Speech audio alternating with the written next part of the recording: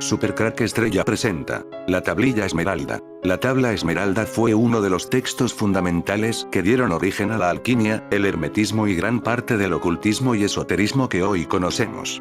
También conocida como la Tabla de Esmeralda, o el Secreto de Hermes, es un texto antiguo que influyó tanto en Oriente como en Occidente y que pretende revelar la naturaleza del universo y sus transformaciones. Su autoría se remonta a Hermes Trismegisto, el legendario semidios greco-egipcio. Su origen es incierto pero apunta al antiguo Egipto, origen mítico histórico. Un punto a favor del origen egipcio es que existen frases de la Tabla Esmeralda que se pueden encontrar en el papiro de Berlín N3024, 2000 a.C., en el Libro de los Muertos, 1500 a.C., en el papiro de Ani, 1250 a.C., y principalmente en papiros del Egipto helénico, como en una invocación a Hermes. Probablemente sea en este período histórico cuando apareció su primera versión, quizás como un intento de preservar las antiguas escuelas de misterios. Esto es lo que piensa Blavatsky en Alquimia del siglo XIX. ¿Qué se sabe realmente sobre Hermes Trismegisto, o Hermes tres veces mayor? Menos de lo que sabemos de Abraham, su esposa Sara y su concubina Agar, que San Pablo declara que es una alegoría. Ya en tiempos de Platón, Hermes ya era identificado con el Tod de los egipcios. Pero esta palabra Tod no significa solo inteligencia, también significa asamblea o escuela. De hecho, Tod Hermes es simplemente la personificación de la voz de la casta sacerdotal de Egipto, es decir, de los grandes hierofantes. Cuando Alejandro Magno conquistó Egipto y se convirtió en faraón, tuvo acceso a los manuscritos. Cuando partió hacia Mesopotamia, escondió las tablas y otros documentos encontrados en las famosas columnas de Tod en una cueva de Capadocia. Alejandro murió en el 323 a.C. y pidió ser enterrado en Siwa, la misma región que el templo de Amón. Sin embargo, la ubicación exacta de su tumba y la tumba de las columnas de Hermes siguen siendo descubrimientos arqueológicos reservados para el futuro. Solo después de aproximadamente un siglo de silencio volvimos a oír hablar de la Tabla Esmeralda cuando un niño llamado Balinas, explorando las cuevas cerca de la ciudad de Tiana, en Capadocia, redescubrió el tesoro cultural de Alejandro en el año 32 después de Cristo. El joven estudia su contenido en silencio y luego se hace conocido con el nombre de Apolonio de Tiana. Apolonio supuestamente mantuvo la Tabla Esmeralda con él durante toda su vida y la llevó a Alejandría, donde escribió la mayoría de sus libros. Apolonio de Tiana, el Jesús pagano a quien se le atribuían milagros y el ser divino e inmortal. Durante el primer siglo de nuestra era, en el oriente del Imperio Romano, un hombre atractivo, con barba y pelo largo que solía vestirse con una túnica de lino, atraía a multitudes allá a donde iba. Algunos se le acercaban pues sabían de su milagroso nacimiento, o porque su carisma invitaba a escuchar sus enseñanzas. Los instaba a vivir por lo espiritual, no lo material. Además, sanaba a los enfermos, exorcizaba demonios y hasta resucitaba muertos. Sus discípulos estaban convencidos de que era divino. Pero también tuvo enemigos, quienes lo entregaron a las autoridades romanas, que los sometieron a juicio. Al final de su vida en la tierra, ascendió al cielo, pero luego regresó para mostrarles a los fieles que seguía viviendo en el reino celestial. Se llamaba Apolonio y era descendiente de una familia antigua y rica de la ciudad griega de Tiana, Capadocia, hoy Kemerizar, Turquía. Y sí, mucho de lo contado sobre él se parece a lo relatado sobre su contemporáneo Jesucristo. Tanto que durante siglos se discutió qué historia tomó prestados detalles de la otra, sin llegar a un consenso. En cualquier caso, no es inusual que los credos se inspiren entre ellos y tomen prestados elementos, hasta deidades, particularmente en esa época y esos lugares, en los que convivían diferentes cultos y figuras como Jesús y Apolonio proliferaban. Quizás más relevante en este caso fue que esas similitudes se usaron para compararlos en un momento en el que el cristianismo crecía en tamaño y poder, prediciendo su inminente dominio. Apolonio fue presentado como una alternativa a Jesús para las masas por aquellos que temían la extinción de creencias antiguas, y también para impedir el avance del cristianismo. El filósofo neoplatónico Sirio Porfirio, en su Adversus Christianos, cuestionó la divinidad de Jesucristo y aseguró que los logros de Apolonio eran similares. Más tarde, Sosianus Hierocles, filósofo y gobernador de Bitinia, presentó a Apolonio como prueba para los cristianos de que no debían reclamar la divinidad de Cristo basándose en sus milagros. Una consecuencia del debate entre cristianos y paganos fue que la leyenda de Apolonio recobró su popularidad 2 siglos después de su muerte, como señala el autor y filósofo filósofo Kevin Brown. El culto en el templo de Asclepio en Egas, donde Apolonio había servido como sanador de cuerpos y almas, comenzó a florecer nuevamente, al igual que muchos otros templos erigidos en su honor, hasta que el emperador Constantino hizo que lo destruyeran en 331 después de Cristo. No sería la última vez que Apolonio sería motivo de controversia. De hecho, lo sigue siendo. La única fuente con un relato completo de su vida que sobrevivió es la biografía La vida de Apolonio de Tiana, escrita por el sofista griego Filóstrato de Atenas. Se la encargó la emperatriz siria Julia Domna, esposa de Septimio Severo en el 217 después de Cristo, y la terminó en 238 DC. Según Filóstrato, la escribió en base al material que recogió en ciudades y santuarios dedicados a él, así como sobre lo que se había dicho sobre él, como un libro sobre la juventud de Apolonio escrito por Máximo de Tiro, y unas cartas que el propio Apolonio escribió. Pero mi información más detallada la he obtenido de un hombre llamado Damis que se convirtió en discípulo de Apolonio y dejó un relato de los viajes de su maestro, en los que afirma haberlo acompañado, y también un relato de sus dichos, discursos y predicciones.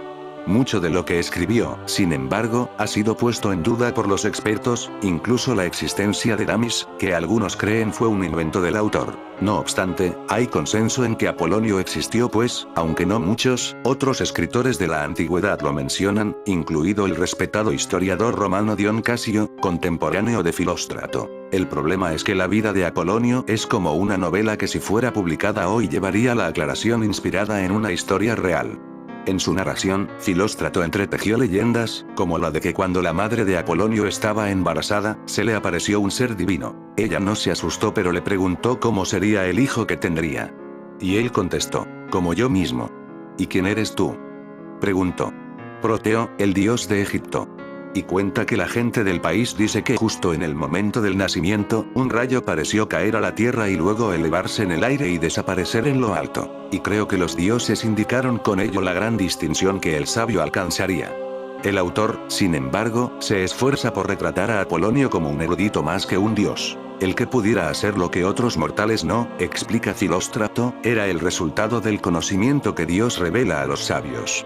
Incluso después de relatar uno de sus más famosos milagros, en el que resucitó el día de su entierro a una muchacha de una prominente familia de Roma que había muerto justo en la hora de su boda, comenta, si detectó en ella alguna chispa de vida, que los que la cuidaban no habían notado, pues se dice que aunque en aquel momento llovía, un vapor subía de su rostro, o si realmente la vida se había extinguido, y la restauró con la calidez de su tacto, es un misterioso problema que ni yo ni los presentes pudimos resolver. Ahora que somos conscientes del origen de los detalles conocidos de la vida de Apolonio, retomemos el relato cuando tenía 16 años y decidió vivir bajo las rígidas reglas de la escuela pitagórica. Como otros partidarios de la filosofía neopitagórica, se dejaba crecer el cabello y nunca acercaba una navaja a su rostro. No tomaba vino ni comía carne, pues condenaba el sacrificio de animales, particularmente como ofrendas a los dioses, como señala el orientalista británico Frederick Cornwallis Conveare, 1856-1924, quien tradujo la vida de Apolonio. Por eso no usaba zapatos de cuero y solo usaba ropa de lino, pues era impuro que la piel de un animal muerto tocara a la persona. Abogaba por una vida ascética y sencilla como la que él llevaba, y predicaba la castidad. Creía en un Dios supremo, al que se llegaba por medio de la razón y la meditación, no con rezos, rituales o sacrificios, pero aceptaba todos los credos como diversas expresiones de una religión universal. Además de ser místico, era un matemático y científico que apoyaba la opinión de que la Tierra giraba alrededor del Sol. Fue un filósofo políticamente activo que luchó contra la tiranía. Según Filóstrato, sabía todos los idiomas sin haberlos aprendido nunca, conocía los pensamientos más íntimos de las personas que guardaban silencio, y comprendía el lenguaje de los pájaros y los animales. Además, tenía el poder de predecir el futuro, y no porque fuera un hechicero, señala el autor, refutando la acusación que algunos habían hecho en su contra, sino gracias a la verdadera sabiduría, que practicó como sabio y sensato, de la misma manera que Sócrates y Anaxágoras, quienes sabían las cosas de antemano. Todas esas facultades le permitían no solo sanar enfermos, sino también liberar de plagas a ciudades enteras, lo que se interpretaba como milagroso, aunque su biógrafo aseguró que era resultado de su conocimiento científico. Cuando fue a la ciudad de Egas, se instaló en el templo de Esculapio, y pronto adquirió tal reputación de santidad que los enfermos acudían a él pidiéndole que los sanara. Al alcanzar la mayoría de edad, entregó su patrimonio a sus parientes y se propuso pasar 5 años en completo silencio, y atravesar Asia Menor sin abrir nunca los labios. El voto de silencio realzó aún más su reputación de santidad, y su mera aparición en escena fue suficiente para silenciar el ruido de las facciones en guerra en las ciudades de Cilicia y Panfilia, cuenta Frederic Cornouailles Converé. Y viajó muchísimo. En India aprendió de los brahmanes. En Egipto conoció a los gimnosofistas o filósofos desnudos. En Alejandría mantuvo largas conversaciones con el emperador Vespasiano y su sucesor Tito, poco después del asedio y captura de Jerusalén por este último. En Roma provocó la ira de Nerón, y su ministro Tigelino, a quien el emperador le había dado el poder de la vida y la muerte, empezó a espiarlo sospechando que ridiculizaba al gobierno. Se salvó gracias a un eclipse acompañado de un trueno, y una clarividencia. Habrá algún gran acontecimiento y no habrá. Al principio, nadie comprendió el significado de las palabras de Apolonio, pero 3 días después se supo que durante el eclipse, Nerón estaba comiendo y un rayo cayó sobre la mesa y partió en 2 la copa que tenía en las manos cerca de sus labios. El que hubiera escapado la muerte por tan poco le dio sentido a lo que dijo. Un gran acontecimiento debería suceder y, sin embargo, no debería suceder. Tras enterarse, Tigelino comenzó a temer a Apolonio como alguien que era sabio en asuntos sobrenaturales y sintió que sería mejor no presentar cargos contra él.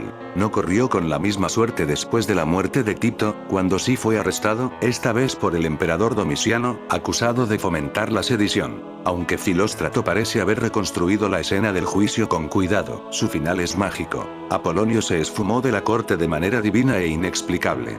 Así lo narró Eusebio de Cesarea en su tratado contra la vida de Apolonio de Tiana. Fue llevado a juicio ante el emperador Domiciano, y leemos que fue absuelto de los cargos, y que después de ser absuelto, con curiosa inoportunidad, según me parece, gritó en el tribunal exactamente lo siguiente: «Dame también, si quieres, la oportunidad de hablar. Pero si no, entonces envía a alguien para que tome mi cuerpo, porque mi alma no puedes tomarla. No, ni siquiera puedes tomar mi cuerpo, porque no me matarás, ya que te digo que no soy mortal». Y luego, después de esta famosa declaración, se nos dice que desapareció de la corte. Los detalles de su vida luego son vagos, pero, según Filóstrato, vivió más de 100 años y hasta el final conservó su vigor y su forma, y un aspecto aún más agradable que en su juventud. Al morir, según la tradición popular, ascendió corporalmente al cielo, acompañado de un inesperado canto de voces de doncellas. Apolonio de Tiana. Apolonio supuestamente mantuvo la tabla esmeralda con él durante toda su vida y la llevó a Alejandría, donde escribió la mayoría de sus libros. En uno de estos libros, al que hoy solo tenemos acceso a través de la traducción árabe de Sirr al-Kawkawanat alaba el secreto de la creación y el arte de la naturaleza, también conocido como Kibbalilal, el libro de las causas. Apolonio cuenta al lector cómo descubrió sus manuscritos en una caja fuerte debajo de una estatua de Hermes en Tiana, y que, dentro de la caja fuerte, un viejo cadáver en un trono dorado sostenía la tabla esmeralda. Además de transcribir el texto de la tabla, el libro es una auténtica enciclopedia de la filosofía natural de la época y de los conocimientos esotéricos perennes que contiene, entre otras cosas, la versión más antigua de la teoría del azufre-mercurio como principios fundamentales de la creación. Con la muerte de Apolonio en el año 97 después de Cristo, la tabla esmeralda se habría conservado en una caja de oro y se habría escondido en el santuario interior de un templo en Hermópolis. Supuestamente se creó una hermandad llamada Hijos de Horus para proteger este y otros manuscritos, así como algunos libros secretos de Apolonio. Esta es la última vez que escuchamos de alguien que afirma haber tenido acceso al material original de Tabúa Esmeralda. La riqueza de la simplicidad. Como hemos visto, la traducción más antigua de la tabla esmeralda es la del árabe y un libro de Apolonio de Tiana. Esta traducción se realizó aproximadamente en el año 700 y solo llegó a Europa tras la conquista árabe de España. La primera traducción latina apareció solo 300 años después, en 1140, en un libro de Johannes Hispaniensis, Juan de Sevilla, llamado Liber Secretorum Creationis, libro de los secretos de la creación. Este texto se proporciona completo al final de este artículo. La popularización de la reliquia llegó de la mano del alquimista Albertus Magnus, quien publicó su propia traducción en 1200. San Alberto Magno era un hombre de ciencia. Su biografía es conocida o fácil de encontrar para profundizar en su vida y obra. Pero menos conocido es su vínculo con la ciencia química. El 15 de noviembre es su festividad. Fue un adelantado a su tiempo y el precursor de la ciencia renacentista.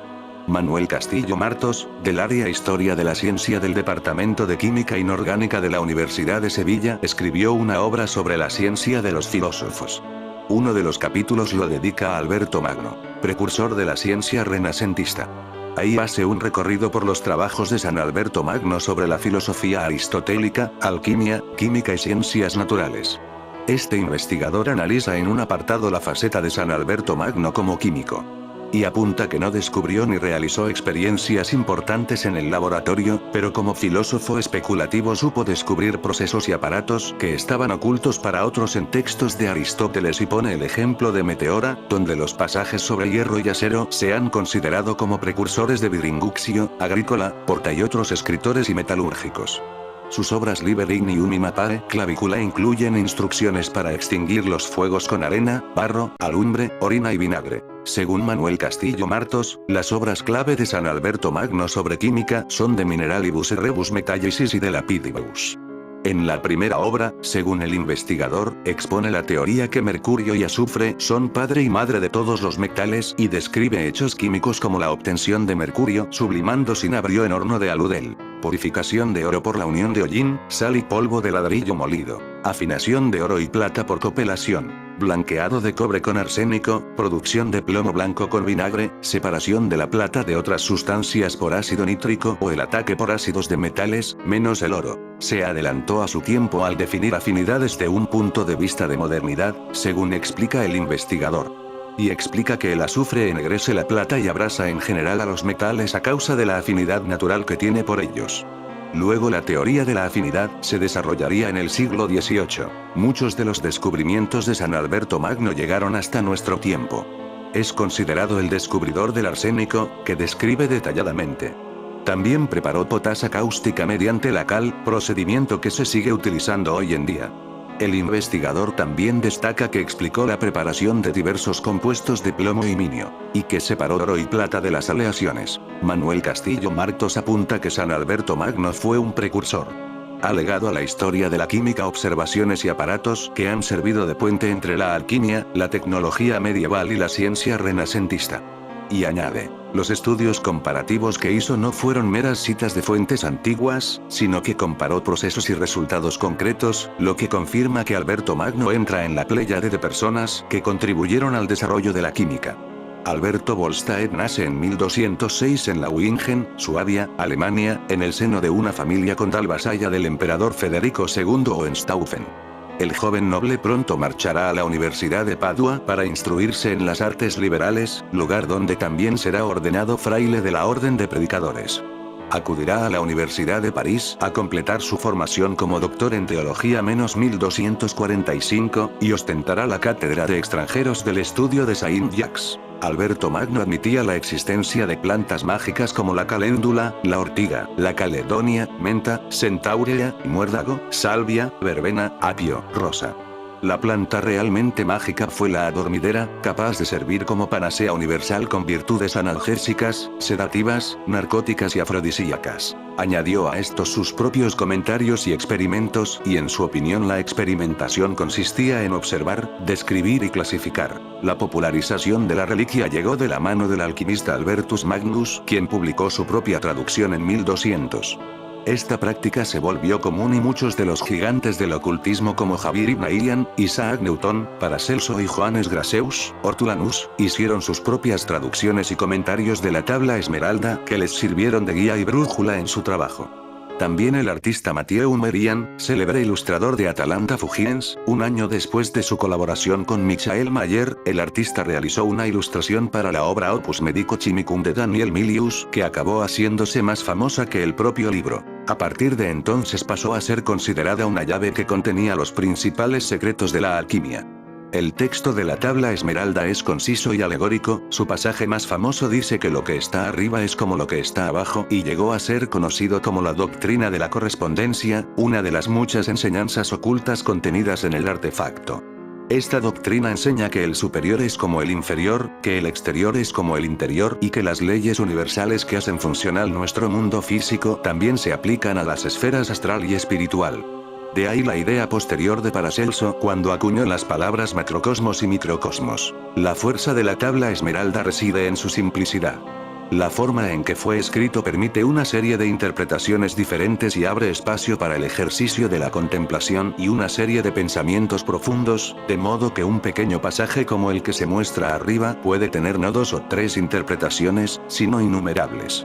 Madame Blavatsky incluso afirmó que la tabla tiene al menos 72 capas interpretativas diferentes, un número que en sí mismo también está sujeto a interpretación, como los 72 nombres de Dios en la Kabbalah.